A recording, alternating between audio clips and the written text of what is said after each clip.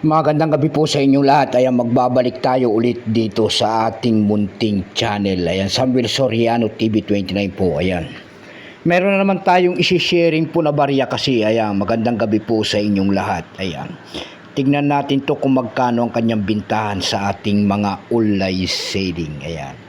Ang pag-usapan natin guys na barya, ito po ay barya po ng Japan. Ayan, 50 yen po kung tawagin nila ng bansang Japan. Ayan. Japan coins. Malabo ah. Ayan. Pasamantala po, bago natin simulan ng ating talakayan, syempre po magpapasalamat muna tayo sa lahat ng aking masugid na tagapagsubaybay dito po sa aking YouTube channel, lalo-lalo na ang aking mga subscriber po. Ayan. Magandang gabi po sa inyong lahat. Ayan, and God bless. Take care po. Maraming salamat po sa mga suporta.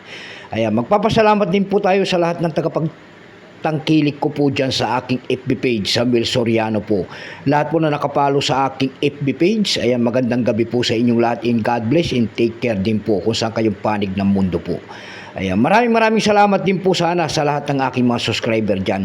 Yun naman po sanang hindi pa po nakapag-subscribe. Ayan, baka pwede naman makahingi ng pabor. Ayan, pakipindot naman po sana ang ating subscribe button, like and share para ma-update ko naman kayo sa mga bago ko pang ilalabas na video about coins.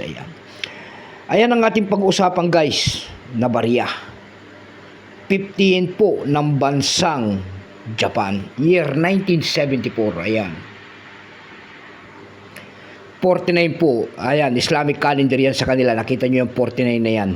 Yan po sa atin ay year 1974. 50 yen po. Nagsimulang years ito guys mula year 1967 hanggang 1988. Ayan, value po niyan ay 50 yen. Currency yen, 1871 up to date po.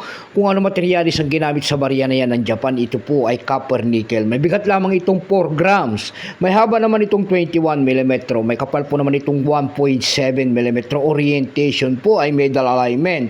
Shape po niyan round with a round hole kung tawagin lang. Number and dash 1026. Reference number KM-Y-81. Ito pong year 1974 na ito guys, ito po ay 26% kung ilang piraso po ang ginawa ng Japan sa barya na yan. Yan po ay 470 million piraso po. May presya-presya na rin po yan kung tawagin ng ating mga kolektor doon sa ating numista.com. Yung kanyang almost uncirculated po, may presyo po yan na 34 pesos. Ang circulated naman ay 58. Dako naman tayo sa kanyang price. Doon sa ating eBay.com guys, tingin-tingin tayo ng presyo nito. Sa eBay.com guys, meron tayo nakita nagbebenta doon ng $7.35. Nasundan po yan ng $6. Yung pinakamababa po ay $5 na. Ayan, malaki na rin.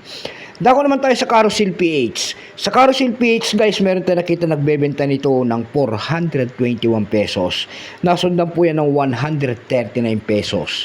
Yung pinakamababa po na bintahan doon na nakita natin ay 100 pesos na. Ayan lamang po ang aking may babaging kanyang presyo sa ngayon. Ayan, magandang gabi po and keep safe and God bless.